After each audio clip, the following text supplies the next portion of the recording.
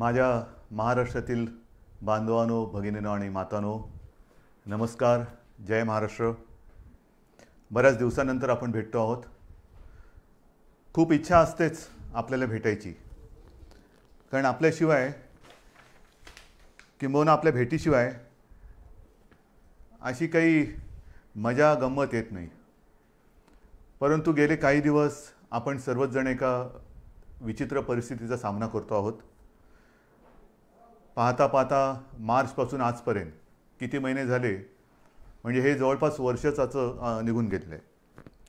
आपल्याशी बोलायला सुरुवात करण्यापूर्वी मी सर्वप्रथम आपल्या महाराष्ट्रातील तमाम नागरिकांना, सर्व धर्मियांना मनापासून धन्यवाद देतो आहे. कारण हा काळ जो आहे, हा मी सुरुवातीलाही आपल्याला बोललो होतो, सांगितलं होतं, सणासुदीचा आहे, पावसाळ्याचा आहे, सुगीचा म्हणजे शेतीचा हा सगळा काळ आहे. ह्या सगळ्या काळामध्ये गर्दी करणं टाळा, सभा समारंभ उत्सव हे टाळा. आणि मला एका गोष्टीचं समाधान आहे की आपण सर्वच, मग त्याच्यात कोणतेही धर्मीय मागे राहिले नाहीत. गणेशोत्सव अत्यंत साधेपणाने साजरा केला गेला. ज्या काही प्रथा परंपरा उत्सव, मग जैन धर्मीय त्याच्यात आले, मुस्लिम आले, पारसी आले, ख्रिश्चन्स आले, सगळ्यांनी आपापली एक सामाजिक जबाबदारी, त्याची जाणीव ठेवून या सर्व सणासुदीच्या दिवसामध्ये संयम पाळला. तुम्हाला खरंच धन्यवाद देतो आहे. हा संयम पाळत असताना गेले काही दिवस आपण पुनश्च हरिओम म्हणजे मिशन बिगिन अगेन या आपल्या कार्यक्रमामध्ये, कार्यक्रम म्हणजे पुन्हा आपली आयुष्याची गाडी, जीवनाची गाडी ही पूर्वपदावरती किंवा ट्रॅकवरती आणण्यासाठी प्रयत्न करतो आहोत. कार्यालयातील उपस्थिती वाढवत आहोत. इतर काही गोष्टी, मग त्याच्यामध्ये दुकानं असतील, मॉल्स असतील, हॉटेल्स असतील, ह्या सगळं इंडस्ट्रीज, उद्योगधंदे आहेत, यांच्यामध्ये आपण उपस्थितीला हळूहळू वाढीची परवानगी देतो आहोत. मधल्या काळामध्ये आपण जिल्हांतर्गत वाहतूकसुद्धा सुरू केलेली आहे. एकूणच पूर्णपणे आपण आपल्या आयुष्याची गाडी ही मार्गावरती आणण्याचा प्रयत्न करतो आहे. साहजिकच आहे, ह्या तीन गोष्टी एकत्र आलेल्या आहेत. एक तर आपलं आयुष्य पूर्वपदावरती आणणं, त्याच्यामध्ये सणासुदीचे दिवस, त्याच्यात पावसाळा, जी मला एक थोडी भीती होती आणि आहेच, ती समोर दिसते आहे. कोरोनाचं संकट गेलं तर नाहीच, पण ते वाढत चाललेलं आहे. वाढता वाढता वाढे अशी त्याची आजची परिस्थिती आहे. संपूर्ण जगामध्ये जणू काही दुसरी लाट येते की काय, किंवा आले की काय, अशी भीतीदायक चित्र आपल्यासमोर येत आहेत. मुंबईमध्ये सुद्धा गेले महिना 2 महिने आपण 1000च्या आसपास रुग्णसंख्या ही रोखून ठेवली होती, ती आता 2000 वरती गेलेली आहे. पुण्यामध्ये वाढते, सांगली, सातारा, ग्रामीण भागामध्ये आता हातपाय पसरायला लागलेला आहे. राज्यांमध्ये इतर ठिकाणी सुद्धा, म्हणजे इतर राज्यांमध्ये सुद्धा याची वाढ होते आहे. ह्याच दरम्यान आपलं विधानसभेचं अधिवेशन सुद्धा पार पडलं. हे अधिवेशन आपल्याला 2 दिवसात सगळे कामकाज आपल्याला त्याच्यात संपवावं लागलं. मी विधानसभेच्या अधिवेशनामध्ये सुद्धा आणि आत्ता आपल्या साक्षीने सुद्धा सर्व पक्षांना धन्यवाद देतो आहे, कारण अधिवेशनसुद्धा यशस्वी होण्यासाठी सर्वांनी सहकार्य केलं. एकूणच काय की सगळेजण आपापली जबाबदारी ओळखून सामाजिक भान ठेवून वागत आहेत. काही जणांना असं वाटत असेल कदाचित की आता कोरोना संपलाय, पुनश्च हरिओम म्हणजे आपलं राजकारण पुन्हा सुरू करावं. केलंही असेल, करायला काही हरकत नाही.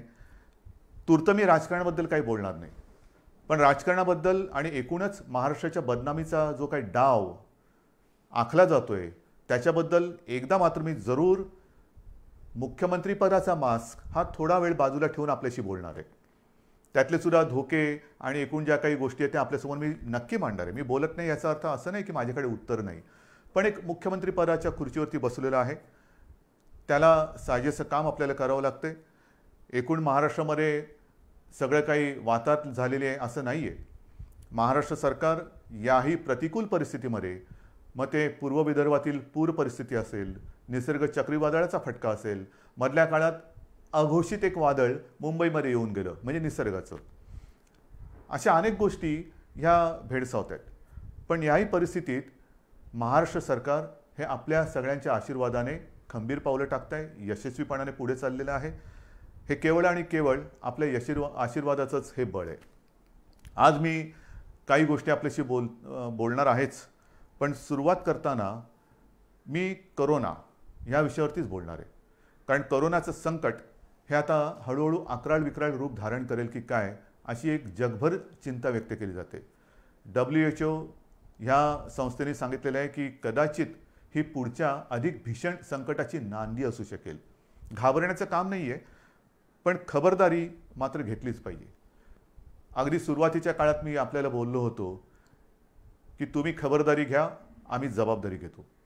आज मी जबाबदारीतला काही हिस्सा हा तुमच्यावरती सुद्धा टाकणार आहे. आपल्या खांद्यावरती सुद्धा मी जबाबदारी टाकणार आहे. खबरदारी आणि जबाबदारी ह्याचा दोन्हीचा वाटप आपण दोघांनी करायचं आहे. काही गोष्टींची खबरदारी ही आम्हीही घेणार आहोत, काही गोष्टींची खबरदारी ही तुम्ही घ्यायची, काही जबाबदारी ही सरकारही घेईल, काही जबाबदारी आपणही घ्यायची आहे. मुख्य म्हणजे आपली जबाबदारी ही आपल्या कुटुंबापुरती असणार आहे. आणि म्हणून आपण ऐकलं असाल, पाहिलं असाल, मी महाराष्ट्रामध्ये येत्या 15 तारखेपासून जवळपास एक महिनाभर एक मोहीम राबवतो आहे. आणि या मोहिमेमध्ये जो कोणी या महाराष्ट्रावरती प्रेम करतो, जो कोणी आपल्या महाराष्ट्राला आपली भूमी मानतो, तो प्रत्येक महाराष्ट्रप्रेमी नागरिक जात पात धर्म पक्ष राजकारण बाजूला ठेवून सहभागी झालेला मला पाहिजे, किंबहुना त्यांनी सहभागी व्हावं असं माझं आवाहन आहे. ही मोहीम जी आहे त्या मोहिमेला आपण नाव दिलेलं आहे माझे कुटुंब माझी जबाबदारी. माझे कुटुंब माझी जबाबदारी. हे महाराष्ट्र माझं कुटुंब आहे आणि महाराष्ट्राला सुरक्षित ठेवणं ही माझी जबाबदारी आहे. आता ही जबाबदारी ही महाराष्ट्रातील, मी जसं म्हटलं की प्रत्येक महाराष्ट्रप्रेमीची जबाबदारी आहे. माझे कुटुंब माझी जबाबदारी म्हणजे काय? जसं आपण इतर वेळेला बघतो जुडो कराटेचे क्लासेस, आपली मुलं किंवा मुली हे त्याच्यामध्ये जातात, जुडो कराटे शिकतात. का शिकतात? Self defence. मग ते हे ते चालूच असतं त्यांचं. आणि मग त्याच्यात जो प्रावीण्य मिळवतं, निपुणता मिळवतो, त्याला ब्लॅक बेल्ट लागतो. आणि मग आपण म्हणतो अरे माझा मुलगा ब्लॅक बेल्ट आहे, मग माझी मुलगी ब्लॅक बेल्ट आहे. आता हा ब्लॅक बेल्ट सेल्फ डिफेन्सच्या या मोहिमेमध्ये तोंडावरती लावायचा आहे. मास्क. जो मास्क सार्वजनिक ठिकाणी लावून फिरेल तो मास्क म्हणजे आपला ब्लॅक बेल्ट आहे. आपलं सेल्फ डिफेन्सचं ते एक आपलं आयुध आहे. स्वतः सुरक्षित राहणं. आजपर्यंत लस कधी येणार, औषध कधी येणार, चर्चा चरवणं खूप ऐकतोय. मधल्या काळामध्ये लस उत्पादक एका कंपनीला थोडंसं थांबावं लागलं, पॉज बटन दाबावं लागलं, पुन्हा त्यांचा प्रयोग सुरू झालेले आहेत. ठीक आहे, साधारणतः डिसेंबर जानेवारीमध्ये ही लस आपल्या हातात येईल अशी एक आशा आहे आणि आपली प्रार्थना आहे. पण तोपर्यंत हे आता जागतिक सत्य आहे की सदा सर्वदा योग तुझा घडावा नाही. म्हणजे बाहेर फिरताना गर्दीच्या ठिकाणी सदा सर्वदा मास्क लावावा. कधीही मास्क काढून गर्दीच्या ठिकाणी फिरू नका. चार चौघामध्ये मास्क लावल्याशिवाय जायचं नाही, गर्दी करायची नाही. म्हणजे पहिली गोष्ट, एकतर आवश्यक नसेल तर घराबाहेर पडू नका. आणि आवश्यकता असेल, कारण आवश्यकता असतंच, रोजीरोटी कमवायची म्हणजे घराबाहेर पडणं आलंच. मग ते पडताना जिथे जिथे गर्दी होईल तिथे तोंडावरती मास्क लावायचा, एकमेकापासून अंतर ठेवायचं. त्याचबरोबरीने हात सतत धुत राहणं. हे काही नवीन नाही आहे. ही पहिल्या दिवशीची जी काही तुम्हाला मी खबरदारी घेण्याची एक गोष्ट सांगितली तीच त्रिसूत्री. ही त्रिसूत्री हीच ह्या विषाणूपासून लांब राहण्याचं एक आयुध आहे. ह्याच्या पलीकडे अजूनही तसं काही आलं आहे. औषधं येत आहेत, उपचार होत आहेत, आपण सुविधा वाढवतो आहोत, रुग्णशय्या वाढवतो आहोत, जम्बो हॉस्पिटल्स वाढवतो आहोत. ऑक्सिजनची थोडीशी एक कमतरता जाणवते, कारण आपले उद्योगधंदे सुरू झाले, त्यांनासुद्धा ऑक्सिजन लागत आहेत. पण आपण आता ऑक्सिजन ही आपल्या आरोग्य खात्याची प्राथमिकता ठरवलेली आहे. त्याच्यामध्ये 80% ऑक्सिजन हा प्रथम आरोग्यासाठी वापरला जाईल आणि मग आपण उद्योगासाठी देऊ. तर ह्या सगळ्या गोष्टी करतोय. डॉक्टरांचे टास्क फोर्स नेमतोय, कोरोना दक्षता समित्या नेमतो आहेत. परंतु ही जी मोहीम माझे कुटुंब माझी जबाबदारी आपण सुरू करतो आहोत, त्याच्यामध्ये एक दोन गोष्टी महत्त्वाच्या आहेत. एक म्हणजे प्रशासनाकडून माझ्या सूचना अशा आहेत आणि अपेक्षा माझी अशी आहे की अवघड जरी वाटत असलं तरी अशक्य काहीच नसतं. अवघड म्हणजे काय की महाराष्ट्राची लोकसंख्या ही जवळपास 12 कोटी आहे. ह्या 12 कोटी जनतेची आरोग्य तपासणी ही अशक्यप्राय आणि अवघड आहे. 12 कोटी कुटुंब म्हटल्यानंतर किती घरं आली, कुठे कुठे आली, घनदाट लोकवस्ती कुठे आहे, तुरळक लोकवस्ती कुठे आहे. आपला प्रयत्न असा असणार आहे की ह्या महाराष्ट्रातील प्रत्येक घरामध्ये पुढच्या महिनाभरामध्ये किमान 2 वेळा तरी आरोग्याची चौकशी करायला आपली टीम जाईल. त्याच्यामध्ये मला आमदार, खासदार, जिल्हा परिषद सदस्य, सरपंच, नगरसेवक सगळ्यांनाच मी सांगतोय की प्रत्येक जणांनी आपापल्या वॉर्डाची जबाबदारी घ्यावी. आपापल्या वॉर्डामध्ये म्हणजे छोट्या छोट्या विभागात जर का आपण जबाबदारी घेतली तर संपूर्ण महाराष्ट्र हा आपण याच्यामध्ये सहज व्यापून टाकू शकतो. कारण प्रत्येक मतदारसंघाला त्याचा लोकप्रतिनिधी आहे. त्या लोकप्रतिनिधींनी जर का जबाबदारी घेतली की माझ्या विभागाची जबाबदारी मी घेतो, काय टीम नेमायचे, ह्याच्यामध्ये शासनाचे आरोग्य विभागाचे असतील, महसूल यंत्रणेचे असतील, इतर आरोग्य कर्मचारी असतील, सोबत जर का आपल्या पक्षाचे असतील, असू द्या, आरोग्य तपासणी करायची. आरोग्य तपासणी म्हणजे चौकशी करायची.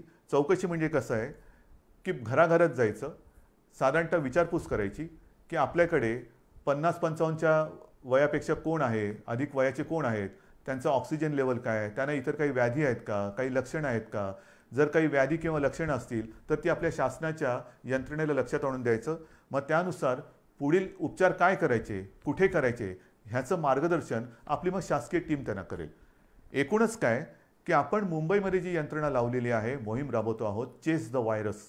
म्हणजे व्हायरस पोचायच्या आधी आपण आपल्या नागरिकाकडे, माता भगिनी बांधवांकडे जायचं आणि त्यांना या व्हायरसपासून वाचवायचं. त्यांच्यामध्ये जर का रोगप्रतिकारक शक्ती कमी असेल, इतर काही व्याधी विकार असतील तर त्याच्यावरती इलाज करणं, ऑक्सिजन वाढवणं, ह्या सगळ्या गोष्टी करणं हे माझे कुटुंब, माझी जबाबदारी, ही एक बाब झाली. बाहेर फिरताना सुद्धा जे मी आपल्याला सांगितलं, बाहेर जो कुटुंबातला बाहेर जाऊन येईल त्यांनी, मी तर तुम्हाला काही गोष्टी सांगणारच आहे, मी मुद्दामून कागदावरती घेतलेले आहेत.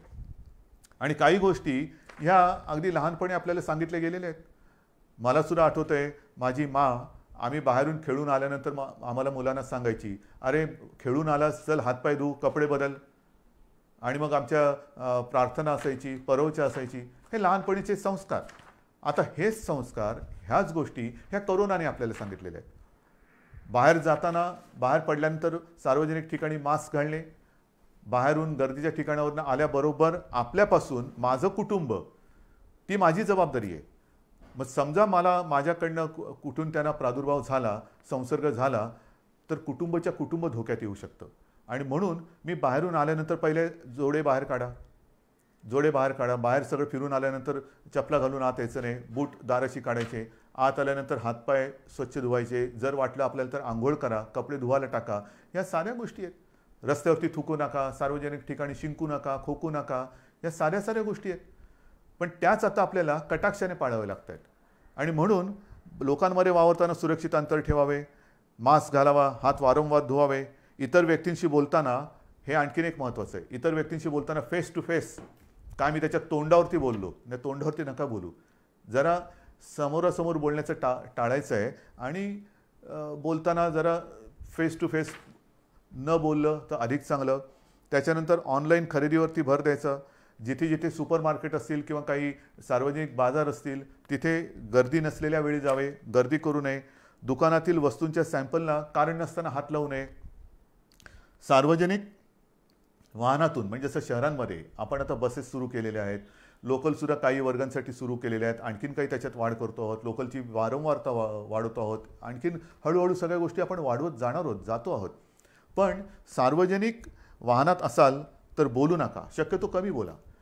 त्याच्यानंतर बैठका, जशा बैठका आता मुख्यमंत्री घरी बसून काम करतात, घराबाहेर पडा. पण त्यांना कल्पना, हे माझ्यावरती जे आरोप करतायत ते जिथे गेलेले नाहीत, तिथे दुर्गम भागात मी व्हिडिओच्या माध्यमातून जाऊन येतो, फिरतो, तिथे मी सूचना देतो. जिथे तुम्ही पोचू शकत नाहीत, गेलेला नाहीत, तिथे मी जातो आहे, मी बोलतो आहे. कसा? या तंत्रज्ञानाच्या माध्यमातून. तर जिथे जिथे आवश्यकता असेल तिकडे किंबहुना जर का आपल्याला बैठका घ्यायच्या असतील तर व्हिडिओ कॉन्फरन्सिंग करा. हे फार महत्त्वाचं आहे. त्याच्यानंतर जर लक्षणं आढळली, कोणाला जर का वाटलं, लक्षणंसुद्धा आता मी सगळ्या काही गोष्टी तुम्हाला सांगत नाही जाणार, बऱ्याचशा गोष्टी आपल्याला कल्पना आहे.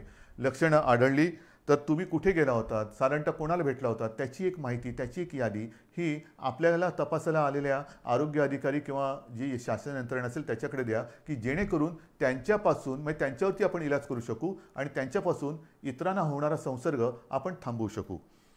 इतरांसमोर जेवताना, कारण आता हळूहळू आपण हॉटेल्स, मोठी जी 5 स्टार असतील, लॉजेस असतील, ह्या काही हॉटेल्सना आपण परवानगी दिलेत, पूर्ण चालवायला दिलेत.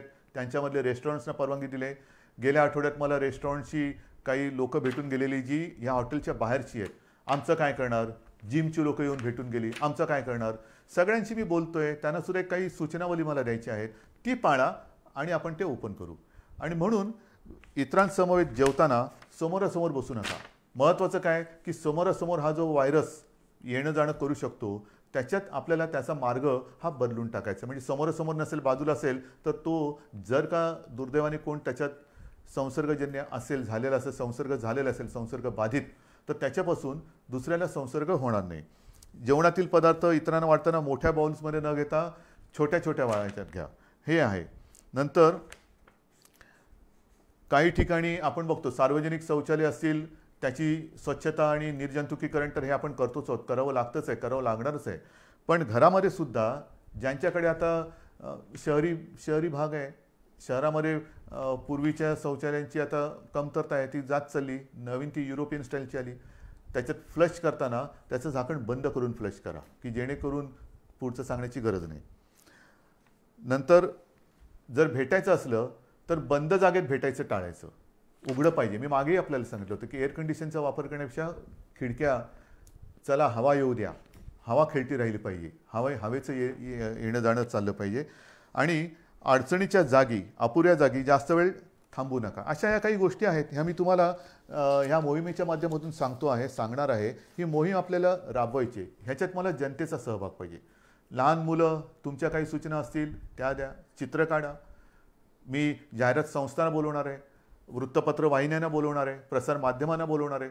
प्रत्येकजण मी काय करू शकतो, जसं ते म्हणतात ना, रामसेतू बांधताना खारीचा वाटा, प्रत्येकाने खारीचा वाटा सिंहाचा घ्यायचा तर सिंहाचा घ्या, खारीचा घ्यायचा खारीचा घ्या.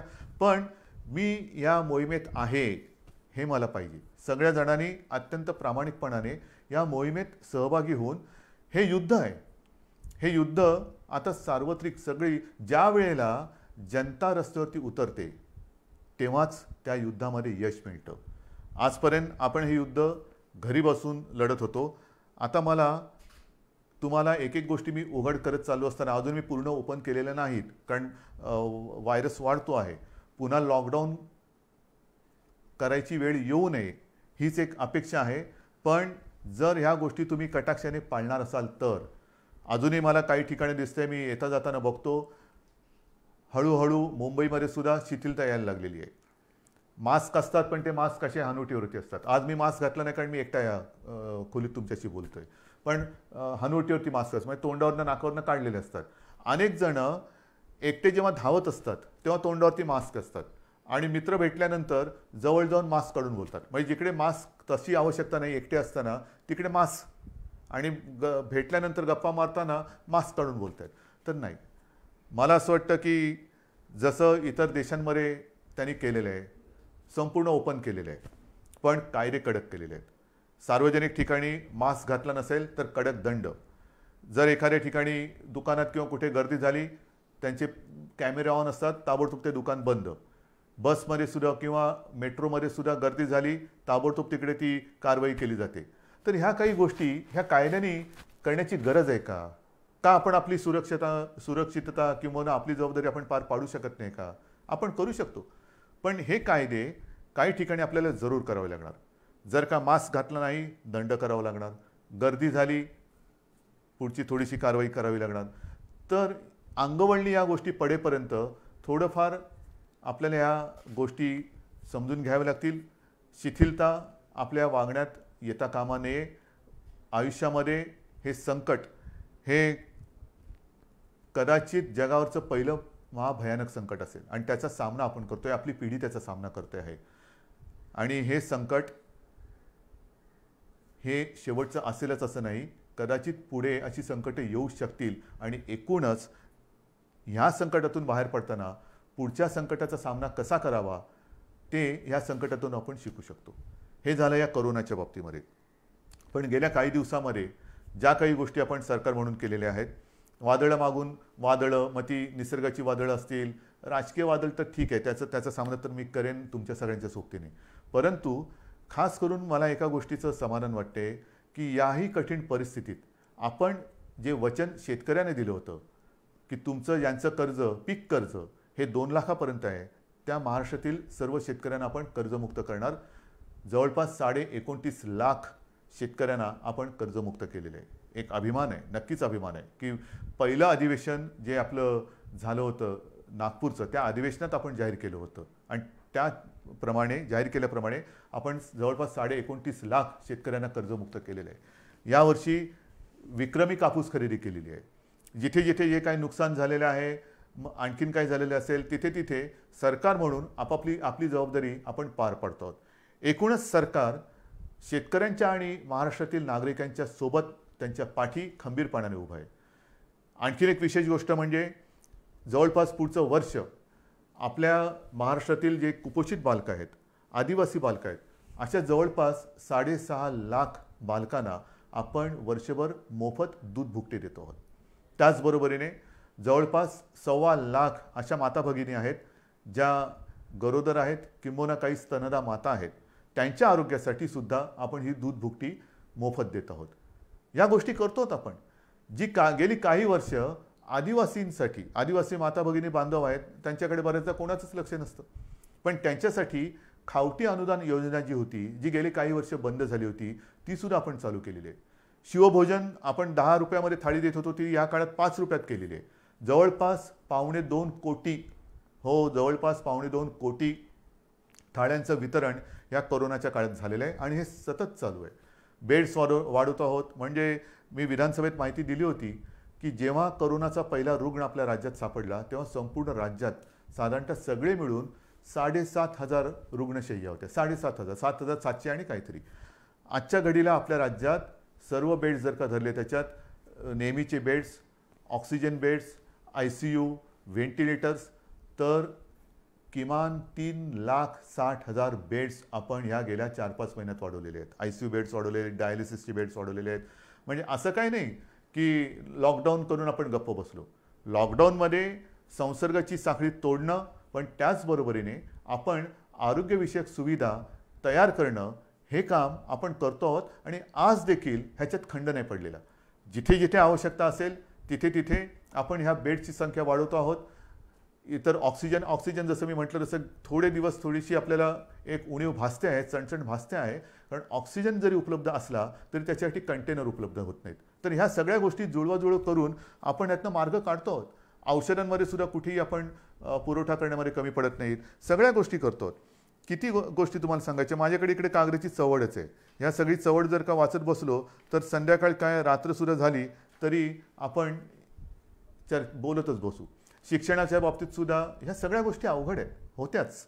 कारण काही ठिकाणी आपण ऑनलाईन शिक्षण सुरू करू शकलो, काही ठिकाणी ऑनलाईनची व्यवस्थाच नाही. मग अशा ठिकाणी ही सगळी सरमिसळ करत करत करत करत आपण शिक्षणाची सुद्धा एक सुरुवात केलेली आहे.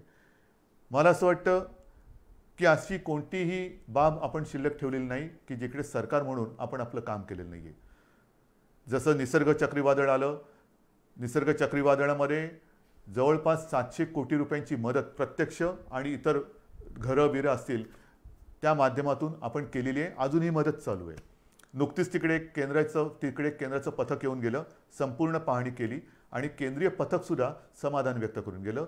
हे आता केंद्राचं पथक हे म्हणजे कदाचित माणसं बदलली असतील, पण केंद्राचं पथक आता पूर्व विदर्भात जिथे 15-1 दिवसापूर्वी भीषण पूर आला होता तिथली पाहणी करते. त्या पूर्व विदर्भात सुद्धा आपण तातडीने तत्काळ मदत म्हणून जवळपास 18 कोटी रुपये पाठवून दिलेले आहेत. पण एक मी माझ्या पूर्व विदर्भातील पूरग्रस्त माता भगिनींना आणि बांधवांना सांगतो की तुम्ही काळजी करू नका. ज्याप्रमाणे आपण कोल्हापूर आणि सांगली इथल्या पुरामध्ये जशी गेल्या वर्षी त्याच्या 1-1.5 वर्षात जो पूर आला होता तिथल्या जनतेला मदत केली, तशीच संपूर्णपणे मदत ही महाराष्ट्र सरकार, तुमचं सरकार तुम्हाला केल्याशिवाय राहणार नाही. हे करतो आहोत आपण. या सगळ्या गोष्टी कुठेही उणीव न ठेवता आपण पार पाडतो आहोत. अनेक संकट जरी आली तरी सरकार काय गप्प नाही बसलेलं. शेतकऱ्याच्या पाठी ते उभा आहे. याचं कारण का? कारण शेतकरी हा वर्क फ्रॉम होम नाही करू शकत. आपण सगळेजण ऑफिसमध्ये येणारे जाणारे लोक वर्क फ्रॉम होम करतो, पण उद्या शेतकऱ्याने ठरवलं वर्क फ्रॉम होम म्हणजे काय करणार? तर शेतकरी जो आहे त्याच्यासाठी सुद्धा आपण एक नवीन योजना ही आणलेली आहे जसं मी आता ही मोहीम एक वेगळी तुम्हाला सांगितली कोरोनाच्या बाबतीत, तसंच शेतकऱ्याच्या बाबतीमध्ये. कारण मी काय बघतोय गेले अनेक वर्ष, शेतकरी बिचारा अंधारात उडी मारतो. त्याला कल्पना नाही आहे की उद्या निसर्ग राजा त्याला साथ देईल का प्रकोप दाखवेल, रुसेल का हसेल, त्याला काहीच सांगता येत नाही. तरी देखील तो त्याच्या परीने त्याचं जे काय असतं, घरदार असेल, जमीन असेल, वेळप्रसंगी पत्नीचे दागिने असतील, मग त्याच्या कुटुंबातला त्याचा, मी थांबलो का कारण अनेकांना आश्चर्य वाटेल, कुटुंबातील त्याचा बैल, हो त्याचा तो कुटुंबीय असतो, तो सुद्धा त्याला गहाण टाकावा लागतो. आणि सगळं गहाण टाकून म्हणजे आयुष्यच गहाण टाकतो. आणि त्या आपल्या मातीमध्ये सोयाबीन पिकवेल, तूर पिकवेल, कधी कापूस पिकवेल, हे आपल्या विभागवारही अशी रचना झालेली आहे. आणि मग आपल्याला अनुभवास काय येतं, जर निसर्गाने साथ दिली, पीक तरारून आलं, तर त्याला जास्त झालं म्हणून भाव मिळत नाही. निसर्ग रुसला, पावसाने झोडलं, गारपीट झाली, तर उभं पीक म्हणजे सोनं त्याच्या डोळ्या देखत मातीमोल होतं. म्हणजे तरी त्याची पंचायत झाली. डोक्यावरती कर्जाचं ओझं हे वाढतच चालतं. त्या डोंगरातून तो कधी, डोंगराखालून तो कधी बाहेरच येत नाही. आणि म्हणून आपण शेतकऱ्यांसाठी जे पिकेल तेच विकेल, जे विकेल ते पिकेल. आतापर्यंत जे पिकेल ते विकेल असं होतं, पिकणार ते विकणार काय. आता मी उलटं केलं, जे विकेल तेच पिकेल. म्हणजे काय की साधारण कृषी खातं जे आपलं आहे ते एकूण जगभर बघेल, राज्यात बघेल, देशात बघेल की यावर्षी कोणत्या पिकाला बाजारपेठ आहे, कोणतं पीक कुठे विकलं जाईल. कापूससुद्धा किती विकला जाईल, कोणत्या दर्जाचा विकला जाईल, सोयाबीन असेल, तूर असेल, तांदूळ असेल, मका असेल, कोणत्या प्रतीचा, कोणत्या दर्जाचा मका पाहिजे, तूर पाहिजे, सोयाबीन पाहिजे. आणि तसंच बी बियाणं हे शेतकऱ्याला दिलं जाईल. म्हणजे महाराष्ट्राची ओळख एक दर्जेदार पीक देणारा महाराष्ट्र अशी आपल्याला करायची. जे विकणार असेल तेच आम्ही पिकू आणि आम्ही जे पिकू ते विकणार आहोत. आणि त्याच्यासाठी आपण गटशेती म्हणा, शेतकऱ्यांना सुद्धा जो असंघटित शेतकरी आहे त्याला आपण संघटित करतो आहोत. त्यांच्या काही सूचना आपण घेतो आहोत. गेल्या आठवड्यामध्येच हा मी कार्यक्रम केला. सगळ्या शेतकरी दादांना ह्या कार्यक्रमाची कल्पना दिली की आता तुम्ही अंधारात उडी नका मारू. आपण, सरकार तुमच्या सोबत आहे. एखादं पीक आल्यानंतर हमी भाव, हमी भाव, हमी भाव. आता हमी भाव नाही, आता हमखास भाव. माझं जे काही मी मेहनत करतो आहे, कष्ट करतो आहे, रात्री सुद्धा जाऊन मेहनत करतो आहे, शेतामध्ये राबतो आहे आणि सोनं पिकवल्यानंतर त्या सोन्याला सोन्याचा भाव मिळणार नसेल तर हे सगळं फुकट गेलं. आणि त्याच्यासाठी हमी भाव आता मागायचं नाही, हमखास भाव. आणि जे मी पिकवणार आहे ते विकलं गेलंच पाहिजे. ही जी एक साखळी आहे ती साखळी आता आपण निर्माण करतो आहोत. आणि त्या साखळीमध्ये हा सगळा नाशिवंत माल असतो, भाजीपाला असेल, धान्य असेल, त्यांच्यासाठी विभागवार आपण शीतगृह असतील किंवा स्टोरेज, कोल्ड स्टोरेज, गोडाऊन्स असतील, त्याची एक साखळी निर्माण करतो आहे. त्यांना येण्या जाण्याची जी काय माल वाहतूक असेल ती जी वाहतूक आहे त्याच्यासाठी वेगळं काही आणखीन करता येते का ते बघतोय. त्यांना वाहनं उपलब्ध करून द्यायची, बाजारपेठ उपलब्ध करून द्यायची, कोणत्या बाजारात कसली मागणी आहे त्याच्याप्रमाणे तो त्याचा माल तिकडे नेऊन विकायला त्याला आपण मदत करणार आहोत. अशा अनेक गोष्टी आपण शेतकऱ्यांसाठी करतोय. आपल्या राज्यातला शेतकरी ह्या कर्जबाजारी यापुढे राहता कामा नये. स्वतःच्या पायावरती अभिमानाने तो बोलला पाहिजे की मी माझ्या महाराष्ट्रातला शेतकरी आहे. आणि ही जी आताची कोरोनाची एक लाट येते, लाटेमागून लाट, ह्याच्यामध्ये असं म्हटलं जातं की अनेक देशांमध्ये भूकबळी जाण्याची शक्यता आहे. भूकबळी म्हणजे त्या देशांमध्ये शेती जिथे होत नाही तिथे त्यांना अन्नधान्य हे बाहेरून आणावं लागतं. हा आपला देश हिंदुस्थान हा तर कृषीप्रधान देश आहे. आणि कृषीप्रधान देशामध्ये महाराष्ट्र हे सगळ्यात प्रगत प्रयोगशील राज्य आहे. महाराष्ट्रामध्ये सतत प्रयोग हे होत राहतात. सुधारणा, आधुनिकीकरण हे हा महाराष्ट्राचा स्थायी भाव आहे. आणि म्हणून मला शेतीमध्ये सुद्धा ही आगळी वेगळी क्रांती करायची आहे तुमच्या साहाय्याने. हे सगळं झालं, आत्तापर्यंत तुमच्याशी मी बोललो. त्याच्यानंतर जे मी तुम्हाला सांगितलं की एका मागोमाग एक विषय येत आहेत. गेल्या आठवड्यात अचानक असाच विषय समोर आलेला आहे, तो मराठा आरक्षणाचा. मराठा आरक्षण खरं म्हणजे हा विषय अशा पद्धतीने येण्याची काही आवश्यकता नव्हती. आपण महाराष्ट्र राज्याने सर्व पक्षाने, म्हणजे त्याही वेळेला सत्तेमध्ये शिवसेना होतीच, भारतीय जनता पक्षासोबत होती, राष्ट्रवादी आणि काँग्रेस विरोधात होते, तरी देखील चारही महत्त्वाच्या पक्षांनीच नव्हे तर विधिमंडळातील सर्व पक्षांनी एकमताने मराठा समाजाच्या न्याय हक्काचा हा जो काही लढा होता त्याला न्याय देण्यासाठी मराठा आरक्षणाचा निर्णय घेतला. सर्व पक्षांनी घेतला. एक मताने घेतला, बहुमताने घेतला नाही, एक मताने घेतला आणि आपण तो मंजूर केला. त्याला इकडे उच्च न्यायालयात आव्हान दिलं गेलं, ते आपण जिंकलो. त्याच्यानंतर सर्वोच्च न्यायालयात आव्हान दिलं गेलं, ती लढाई आपण लढतो आहोत. ही लढाई लढताना पहिल्या सरकारने जे वकील दिले त्याच्यात कोणी आपण बदलले नाही. देशातील जे सर्वोत्तम वकील असतील ते आपण त्याच्यात दिलेले आहेत. त्याचबरोबरीने वकील कमी न करता आणखीन त्याच्यात ज्यांनी सूचना दिल्या तेही वकील आपण त्या पॅनलवरती घेतलेले आहेत. बरोबरीने काही संस्था, काही व्यक्ती या केसमध्ये त्याच्यात त्याने इंटरव्हेन केलं. त्यांनी देखील त्यांच्या परीने त्यांच्या पसंतीचे वकील याच्यात दिले. एकूण काय की कुठेही आपण कोर्टामध्ये आर्ग्युमेंट करायला कमी पडलेलो नाही, अजिबात नाही. आपली मागणी सर्वोच्च न्यायालयात काय होती की जसं देशातील इतर राज्यांमध्ये आरक्षणाचा प्रश्न हे प्रलंबित ठेवले गेलेले आहेत, मग लार्जर बेंच समोर म्हणजे 3 का 5 त्यापेक्षा जास्त न्यायाधीशांच्या बेंच समोर जसे इतर राज्यातील आरक्षणाचे प्रश्न हे मांडले जात आहेत तशीच परवानगी आम्हाला मोठ्या बेंच समोर जाण्यासाठी द्या. ही आपली गोष्ट सर्वोच्च न्यायालयाने मानली, नक्कीच मानली. त्याच्याबद्दल मी त्यांना धन्यवाद देतोय. पण ती मानत असताना अनपेक्षितपणे, अनाकलनीय पद्धतीने त्यांनी आपण आरक्षण जे दिलेलं आहे त्याच्या अंमलबजावणीसाठी अंतरिम स्थगिती दिली. इतर राज्यात कुठे दिलंय का हे उघड आहे. जिथे असेल तिथे असेल, नसेल तिथे नसेल, पण मला नाही वाटत कुठे दिलेली आहे. म्हणजेच काय की हा विषय किचकट असताना हे मानल्यानंतर मोठ्या बेंच समोर जायला परवानगी दिली गेलेली आहे, पण ती देताना ज्या स्थगितीची गरज नव्हती ती स्थगिती दिली. ह्याच्या विरुद्ध आता संपूर्ण आपण चर्चा करतो. 2 दिवसापूर्वी मी ह्या विषयामध्ये ज्या संस्था, व्यक्ती सहभागी आहेत, अत्यंत पोटतिडकीने काम करतायत, आपली मतं मांडतायत, ह्या केसच्या सुनावणीच्या वेळेला सुद्धा मी स्वतः एक किमान 2-4 वेळा तरी व्हिडिओच्या माध्यमातून अशोकराव चव्हाण असतील, आपले एकनाथ शिंदे आहेत, विजय वडेट्टीवार आहेत, अजितदादा आहेत, बाळासाहेब थोरात आहेत, किती मंत्र्यांची नावं घ्यायची, जयंतराव पाटील आहेत, ह्या दिलीपराव वळसे पाटील आहेत, ह्या सगळ्यांसमवेत आम्ही या व्यक्तींशी, संस्थांशी आणि ज्येष्ठ विधितज्ञांची चर्चा करत आपल्याला काय बोललं पाहिजे, कसं बोललं पाहिजे हे ठरवत तिथे आपण कोर्टासमोर आपण बाजू मांडली. तरी हा निकाल आला. आता सुद्धा 2 दिवसापूर्वी आपण ही बैठक घेतली. काल सुद्धा अशोकरावांनी आणि इतर मंत्र्यांनी, ज्येष्ठ विधी तज्ज्ञ जे आहेत, मुकुल रोहतगी आहेत, आणखीन सगळे आपले वकील आहेत, त्यांच्यासोबत एक व्हिडिओ कॉन्फरन्स केली. आपल्याशी बोलल्यानंतर पुन्हा मी त्या बैठकीला आता जाणार आहे. उद्या परत काही बैठक होईल. एकूण काय की सर्वांची मतं लक्षात घेऊन पुढे काय करायचं, जोपर्यंत ह्याचा निकाल लागत नाही तोपर्यंत आपण पुन्हा कोर्टात तर जाणार आहोत, पण ते जाताना नेमकं काय गाऱ्हाणं मांडायचं, कोणासमोर मांडायचं, कसं मांडायचं. अगदी विरोधी पक्ष नेत्यांना सुद्धा मी आपल्यासमोर येण्यापूर्वी फोनवरती बोललेलं आहे. ते बिहारमध्ये आहेत. आत्ता परवाच्या बैठकीला ते येऊ शकले नाही कारण ते बिहारला गेले होते आणि त्यांनी मला सांगितलं की कोणतेही राजकारण न करता उद्धवजी आम्ही या समाजाच्या मागणीसाठी सरकारसोबत आहोत.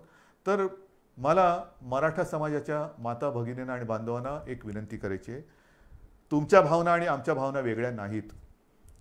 अन्यायाविरुद्ध लढा, आंदोलनं जरूर करा, काही हरकत नाही. पण केव्हा, जर सरकार देत नसेल तेव्हा.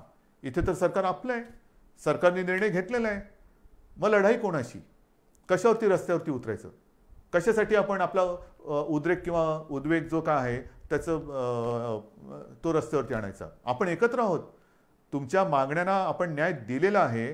त्याला आव्हान दिलं गेल्यानंतरही राज्य सरकार ही तुमची बाजू हिरारीने, जिद्दीने, चिकाटीने, चिवटपणाने आणि वेळप्रसंगी आक्रमकपणे ही न्यायालयासमोर मांडते आहे. सरकार तुमच्यासाठी भांडत आहे. तुमच्या सगळ्यांच्या सूचना त्यांचा गांभीर्याने विचार करून आम्ही मार्ग काढतो आहोत. आता मी काय काय काढू शकतो त्याच्यावरती मी बोलत नाही, कारण पुन्हा मी काय बोललो तर या केसवरती त्याचा दुष्परिणाम होऊ नये. पण सगळ्या सूचना आम्ही घेतलेल्या आहेत, अजूनही घेतो आहोत आणि त्याचा सारासार विचार केल्यानंतर कायदेशीररित्या आपल्याला पहिला एक दिलासादायक मार्ग काय घेता येईल तो सुद्धा आम्ही विचार करतो आहे. आणि तो केल्यानंतर पुन्हा कोर्टात तर जातोच आहोत, कारण मोठ्या बेंचसमोर तर जायचंच आहे आपल्याला. हा निकाल तर आपल्या बाजूनी लागावा ह्याच्यासाठी आपल्याला कायदेशीर लढाई करायची आहेच. ती करण्यात कुठे तसूभर सुद्धा हे सरकार मागे राहणार नाही, हे वचन मी परवाच दिलेलं आहे. आजही पुन्हा ते मी देतो आहे. आणि म्हणून मी आपल्याला विनंती करतो आहे की सरकार आपल्यासोबत आहे. सरकारने निर्णय घेतलेला आहे. हा निर्णय घेतल्यानंतर एक तर हे कोरोनाचं संकट आहे, त्याच्यात अधिक आंदोलनं मोर्चे कृपा करून काढू नका. ज्याची खरंच आवश्यकता नाही ती एवढ्यासाठी की संपूर्णपणे अगदी शब्दशः सरकार हे तुमच्या भावनेशी सहमत आहे. तुम्हाला न्याय मिळवून देणं हे आमचं कर्तव्य आहे. आम्ही वचनबद्ध आहोत आणि म्हणून या परिस्थितीमध्ये आपण एकजुटीने आजपर्यंत जे काही वाटचाल करत आलेलो आहोत त्या एकजुटीला तडा जाईल असं कृपा करून करू नका.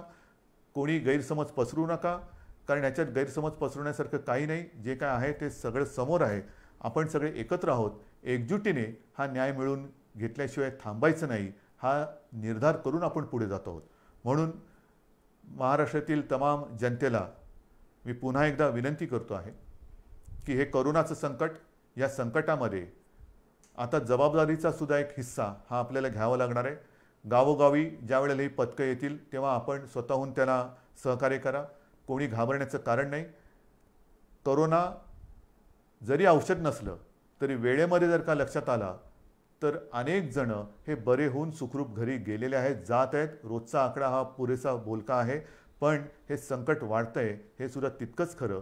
या संकटाचा सामना करण्यासाठी ज्या सूचना आजपर्यंत सरकार म्हणून आम्ही आपल्याला करत आलो त्या सूचनांचं जसं पालन केलं तसंच याही पुढे तुम्ही कराल आणि ह्या युद्धात आपण निर्णायक विजय मिळवू हा आत्मविश्वास व्यक्त करून तूर्त मी आपली रजा घेतो. जय हिंद, जय महाराष्ट्र.